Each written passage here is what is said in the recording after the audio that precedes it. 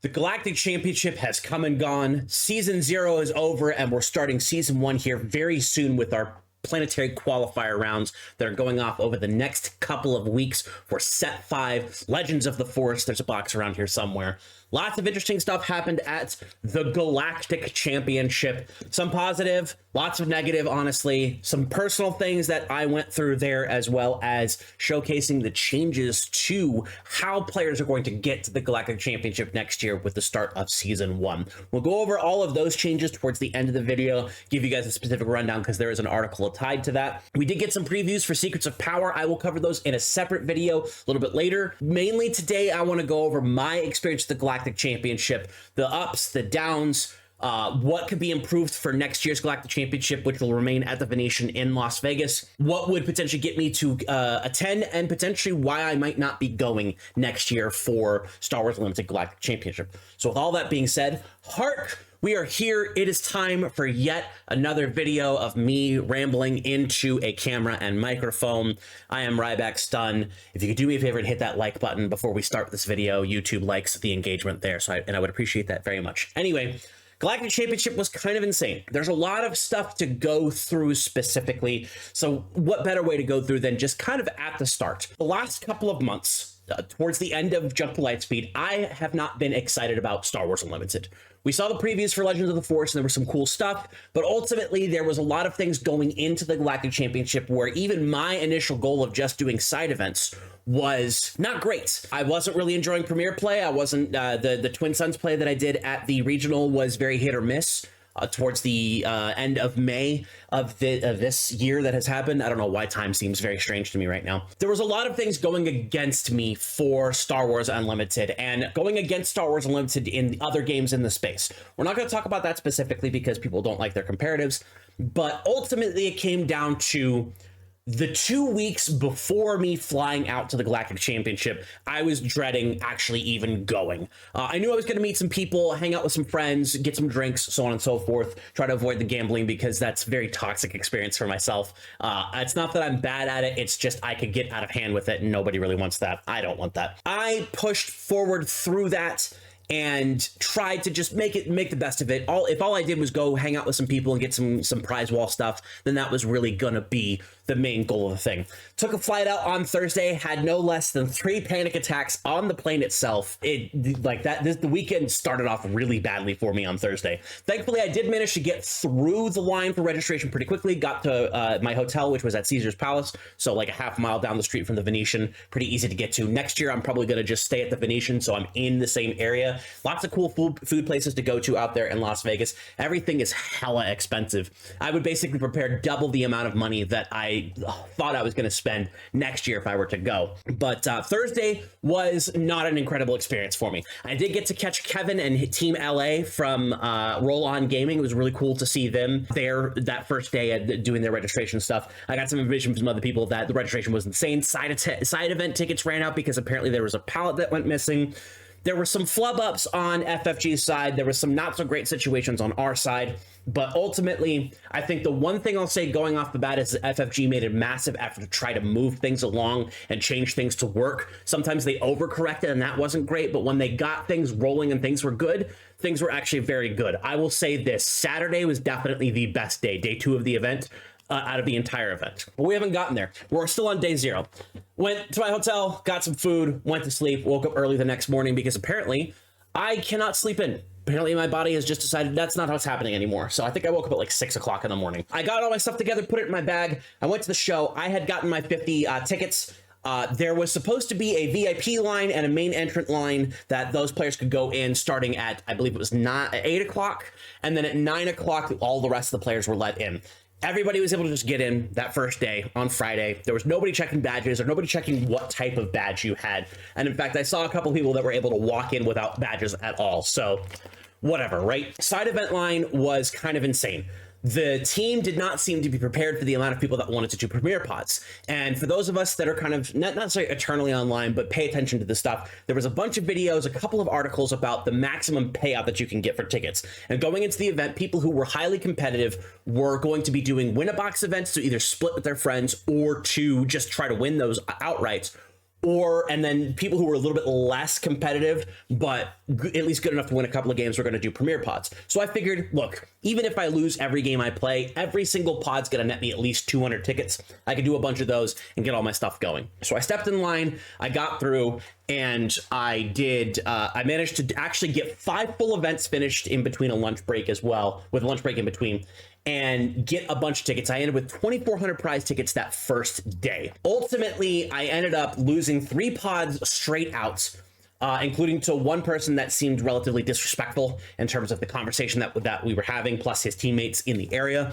also seemed to not appreciate my question of, hey, are we doing casual game here or are we sweating? They all decided to sweat. I attempted to sweat, didn't necessarily work out in that specific pod, but there were 2 other pods that I did end up taking 3-0, netting me a bunch of things. I did end up splitting those 2 pods that I won. So technically it's not 3-0, it's like 2-0-1 if you really want to call it what it was. But ultimately it got me a little bit halfway to the showcases that I wasn't really even thinking about going, because my main goal in the Galactic Championship was picking up silver packs. So, but that first day went through, did some stuff. I played my Hera deck. The first game got absolutely destroyed by a Cat Tarkin town. So I said, cool, we're not playing casual decks today, or pretty much at all this weekend, because every person that's in a Premier pod wants to just sweat the hell out. So we're playing comp decks. So what I ended up doing is I swapped my Hera deck out of the pod and put in my Vader 4 yellow that I brought with me, which is an average aggro experience. I played a couple test hands with it. I really did enjoy what I was experiencing with that deck.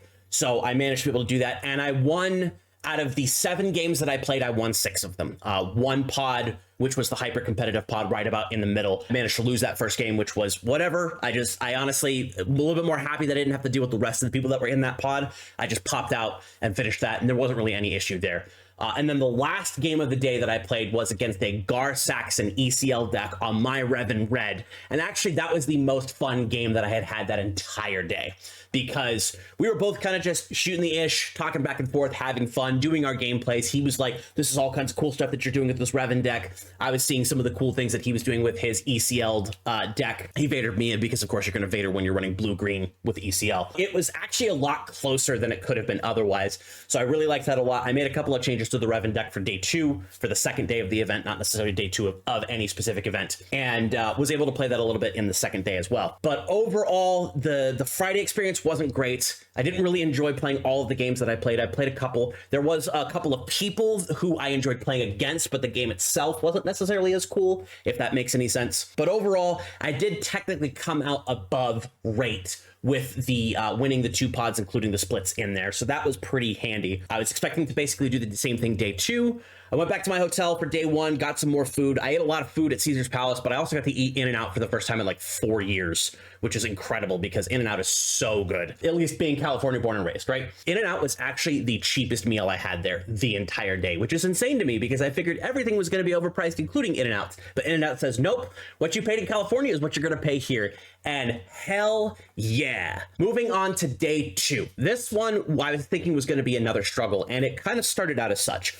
We had 2 lines that towards the back of the line, we were told one line was sign up for sealed event, or not sealed, side event tickets and league play, which I wanted to jump into to get some extra tickets, prize wall tickets, and then the other one was for general admission for everybody to go through. So I was like, cool, I'm going to stand in the ticket line with the league event because they weren't going to be taking any more payments at the event signups, which was another issue that they had day 1 because they were running out of side event tickets.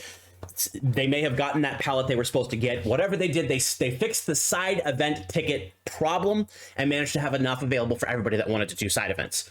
So I decided, all right, I'll stand in this line. I already effectively spent $50 worth of tickets the first day. I'll buy $100 worth of tickets today so I can spend $50 today and $50 tomorrow. Got through basically to the doors, and one of the event heads told us that the line we were in was for just side event tickets, nothing else. We were like, hey, you had guys back there that were telling us this is side event tickets and league play. And he turned to us, looked us dead in the eye and said, side event tickets only, in like the meanest way possible. And I was like, you know what? I'm done. Not even going to sit here and argue. I just stood there for my side event tickets, got through, managed to get the stuff, bought the things, and went to the side event line itself, the on-demand side event line, which had changed again from the first day. But the way they decided to do it day 2 was actually a very good solution to the problem, where they basically had Premier all in one line, everybody else in another line. And that was perfect because most of the people that were inside event lines were there for Premier. Got in the side event line, and I managed to meet two very cool people named Josh and Jeremiah. Josh is from Fresno. Jeremiah is from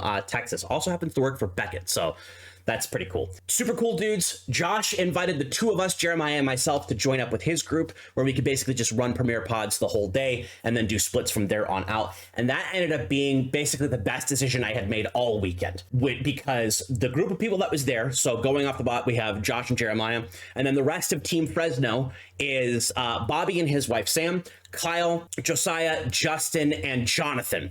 And all 7 or 8 of those people, all 8 people, were incredibly cool, really fun to play against, and I ended up playing, I think, 6 total pods with them over the day and managed to get enough tickets to be able to put myself at 5,100 without any conversion rates.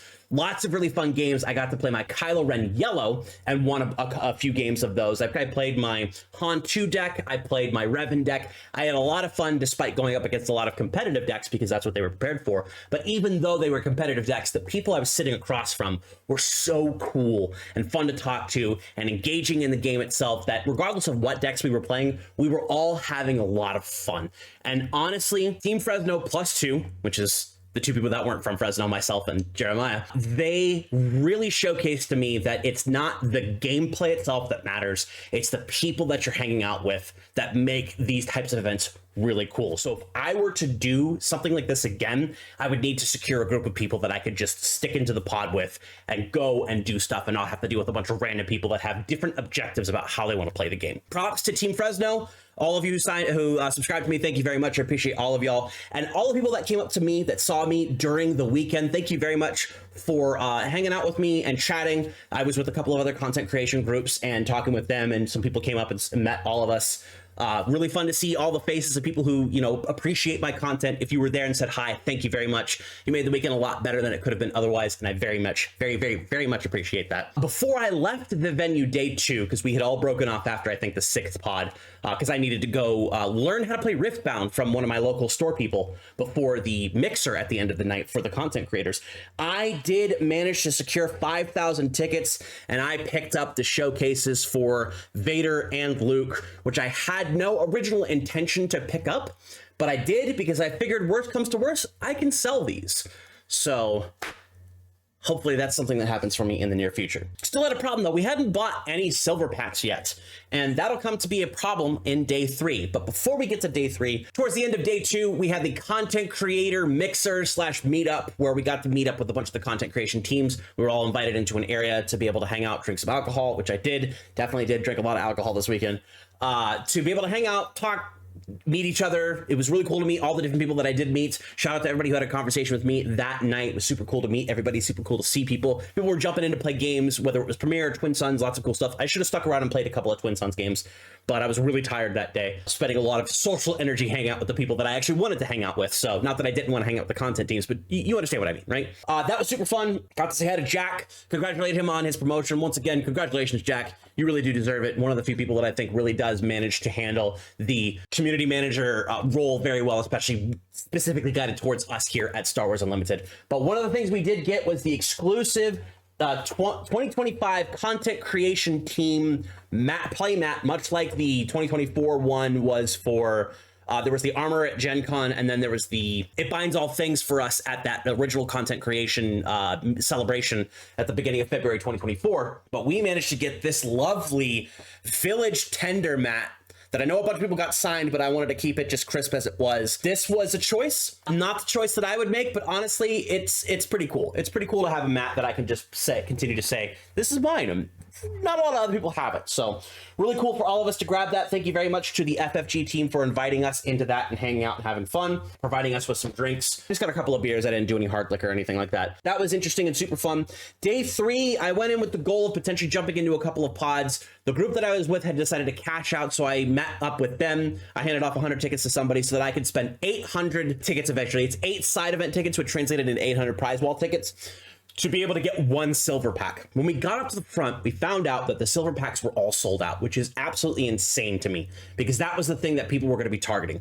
The showcases and the silver packs were going to be the premier targets for prize walling throughout the weekend, and the fact that they actually did run out of both. They ran out of Vaders specifically, because of course everybody wants Vader, and they ran out of the silver packs, which pissed me off, because my ultimate goal was to walk away with a Quinlan Voss, an Asajj Ventress, and 3 Ezra Bridgers without having to fork over a bunch of cash for it. And that didn't happen, and I'm actually very upset about that, because it means it was poor planning while knowing what you were going to be offering and knowing what was going to be more valuable than other things. So there were some other nefarious things that were going on with people apparently purchasing tickets and then going directly into line to getting the things that they wanted on that final day, or even before that. There was a conversion rate that was weird. But ultimately, when I got up to the front of the line, I ended up picking up the duo pack here of the Rey and Kylo Ren, which is really cool.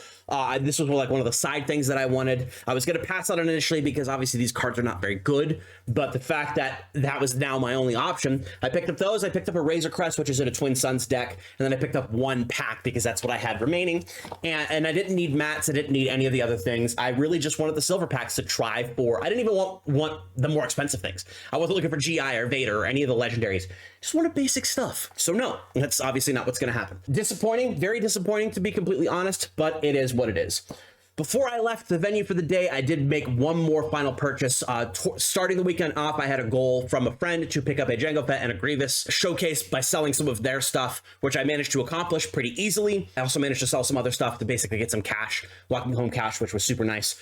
But I was going to go around and I was going to purchase a Darth Revan before I left, because there was one Revan at one booth day 1 and then another Revan at another booth at the beginning of day 3. And by the time I decided to actually pull the trigger on the Darth Revan was gone, which is unfortunate. But I did manage to pick up the Set 4 Darth Vader showcase, which is now here in this pod, which is now dedicated officially to Vader 4 Yellow, because this will probably be the deck that I end up playing basically every game from here on out, depending on what changes are made and what makes this deck better, because this plays aggro, it plays the exact way that I want to play it. I do not give a crap what my opponents do. I just need to make sure that I can get my damage in and win the game. And this does that. And if this continues to do that even post-rotation, I don't have to buy much to fill this deck out, because a lot of the options that are available to this deck to be good are in sets 4 and 5. There are things that we're going to be losing in from sets 1, 2, and 3, but I bet you we'll get some decent replacements in the next couple of sets to make sure that this deck remains viable. But that was effectively day 3. Day 4, got into a plane, went home, hugged my wife, hugged my dog. Happy times to actually be back home here in the studio, RybackStun headquarters, if we want to call it, whatever we want to call it. But that is the major recap of the event, of my experience of the event. Now, the goods are Team Fresno +2, basically saved my weekend. Thank you to all 8 of you who took the 2 of us in to have some fun. It was really cool to meet y'all. Next time this happens, if we're all in the area, I'm definitely going to try to see if I can link in with them, which should be super fun. Props to all the content creation teams, and like I said, everybody who came up to me to say hi. I appreciate each and every one of you. Saturday being as smooth sailing as it was pretty cool. I also want to specifically shout out judges Julia, Jared, and Jason for being super cool, working with us to get the stuff done, allowing us to make sure that we can process through these games as quickly as possible. There were a couple of other judges that were really good that I didn't catch the name of specifically, but we only dealt with them once, sometimes twice. But those 3, Jared, Julia, and Jason, really helped us out multiple times, get things going. So props to all of you. Those are the positives. Negatives, running out of side event tickets day 0. Running out of prize wall prizes day 3, especially when certain people weren't even able to get into the line until that day 3 because they were doing other things. No go. We had these fancy badges that had a QR code on them, you can see right there. And I think one of the things they really need to do next year is tie a lot of the things that are going on to this. Have our event signups here, have our side event tickets, not the prize wall tickets, the side event tickets here, and then limit what people can grab in terms of what's available on the board. Packs and stuff and deck boxes and sleeves, those can be unlimited, but each individual mat, each individual specific card reward, maybe those can be limited to 3, but the mats are 1. The showcases should be limited to 1 pair. Silver packs, I wouldn't say need to be limited, just make more of them.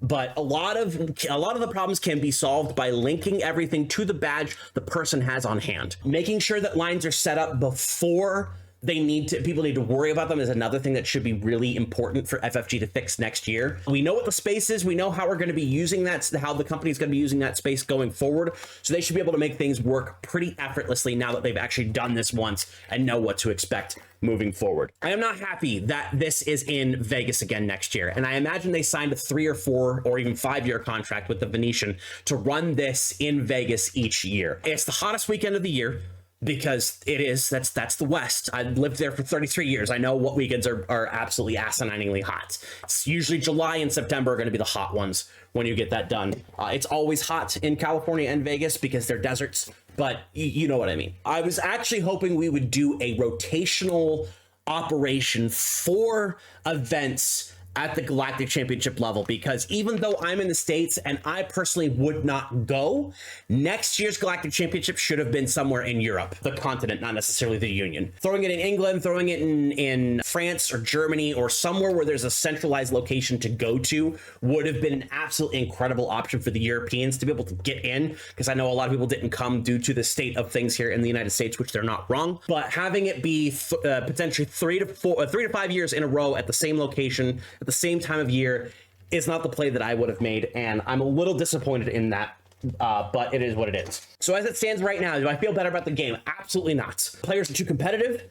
The casual events are never actually casual. The casual formats are never actually casual, and things that should allow people more expression in their deck building have really pared down, chewed down on people to make it so they have to play as sweaty as humanly possible to get the things that they should be getting. There needs to be more casual events that are giving prize tickets at a comparative rate as the competitive players earning them in grinding out their pods. So that way the comp players, the sweats, can stay sweaty over here away from the rest of us. And I could sit there and play decks like Revan or Hera all day instead of having to play Darth Vader, or like even my Kylo Ren deck was more competitive than most of the other decks that I had. Kylo Ren yellow, by the way, flip, Saber, snapshot reflexes won me every game that I flipped. The weekend was difficult for me because I still feel the same way about Star Wars Unlimited coming out as I did going in.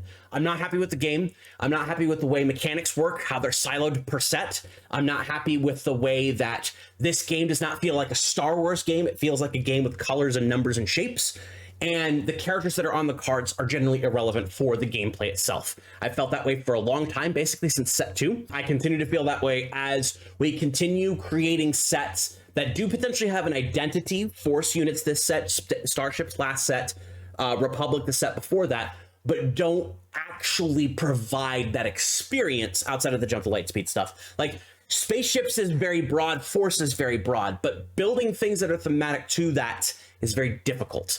And Secrets of Power coming out probably is going to suffer from the same thing. I don't think I'm going to be attending, but I reserve the right to change my opinion next year. I did pick up a new job recently, so I'm going to be focusing primarily on that. Still be doing content creation, don't you even worry. Ultimately, I think these high-level events are pretty much reserved for the people that want to go to the main event and want to be as competitive as possible in side events. And the casual experience, at least in my opinion, basically is non-existent. As we come up to this next section towards the end of this longer video, I wanted to talk a little bit about an interview that I was supposed to be having towards the Minnesota Regional.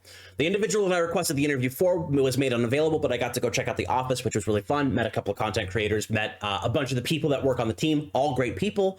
I don't have any issues with the individual people that were involved in the specific issue that happened. In my attempts to try to potentially re-secure that interview, things happened. I'm not going to go through specifically what it was. It's not negative towards the other side. It's not negative towards me, at least by my perception. The main reason I've decided not to chase after this specific interview is because a lot of the questions I was going to ask actually got answered by the in-flight report at the Galactic Championship, and we'll go over what those are here in just a minute. But the competitive organized play structure is going to change moving into season 1, and it's going to change for the better because we're looking at the one Galactic Championship that we'll have every year. We're moving into having 3 regional championships total over the year, 9 sector qualifiers over the year, and 510, probably more, planetary qualifiers that are each going to earn players points depending on their position in each of those events moving into the Galactic Championship. We were told year 2, season 1 of the Galactic Championship was going to be invite only, and that's effectively going to be the second day,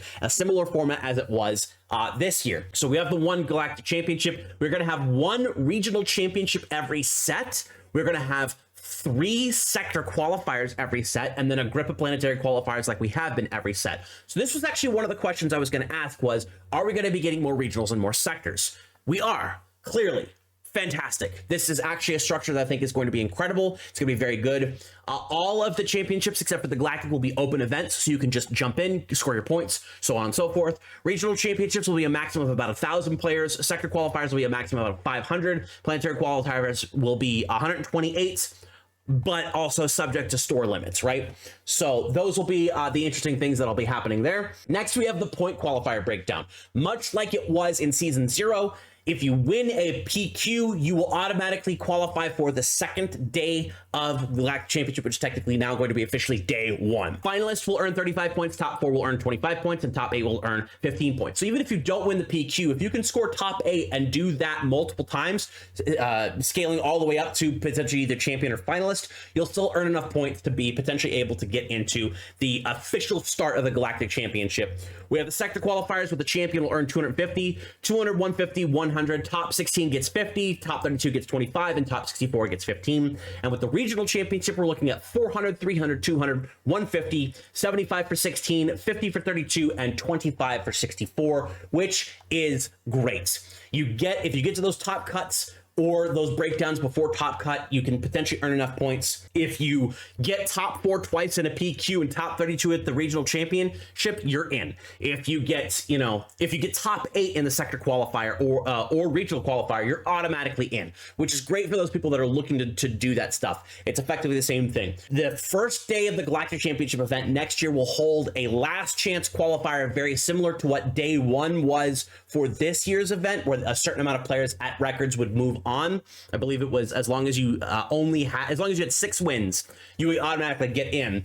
It's probably going to be something similar to what the new system is going to be moving forward, but you can still show up at the Galactic Championship, still have a chance to qualify on that first day of the full event before moving into technically day 1 of the championship itself, which is fantastic. Great breakdown there. The other thing that's here, and I'll put a link to this article in the description below, another question that I had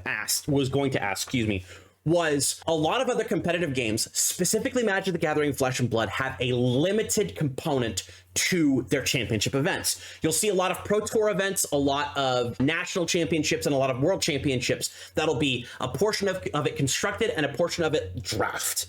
And I was hoping to potentially get some information on, is FFG going to be doing this for Star Wars Unlimited? Because there's a certain type of player that it can be very good at constructed and a certain type of player that can be good at limited, but it takes a very special kind of player to have the nuanced information to be good at both constructed and limited, tie those together and become a true champion of the game of Star Wars Unlimited. And this article, as well as the announcement that was made on, I believe it was Sunday, told us that there will be limited championship events, a whole event that will be done as either sealed or draft or a combination thereof. And then also high level events will have a component that is constructed / premier and also limited, which is hopefully going to be draft mainly, as sealed is a very problematic way to play the game. That is going to allow people who are truly good at more than one aspect of the game to showcase their skill expression in Star Wars Unlimited, and that is fantastic. That is exactly what I was hoping for, exactly what we needed in this game, and moving forward, there's going to be some really cool stuff as it comes down to this, so I hope people are prepared to get their limited experience. This is the thing that makes drafting important at your local. Every week you can do it, or every time that it comes up, and why now cards that are designed for limited have merit, because they can push you towards being a world champion at Star Wars Unlimited, like it does for every other competent competitive play game besides Yu-Gi-Oh! And I think Pokemon doesn't do limited. So there you go. So there it is. That's all the information I have for you from my experience at the Galactic Championship, as well as the important information for organized play moving forward. Was it a perfect event? Absolutely not. Was it a terrible event?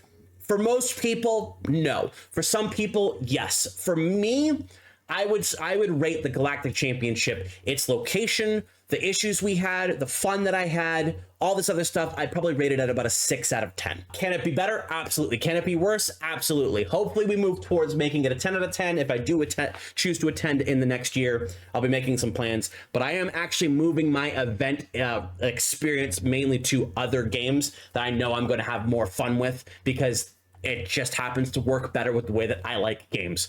But as it comes to Star Wars Unlimited, I'll keep my eye on it. I'll keep putting out content for y'all. You'll still see my reviews of cards and decks and all this other stuff, even events potentially. I'll still go out and do a couple of events here and there. I'll try to make pre-releases as work allows me to be able to do so.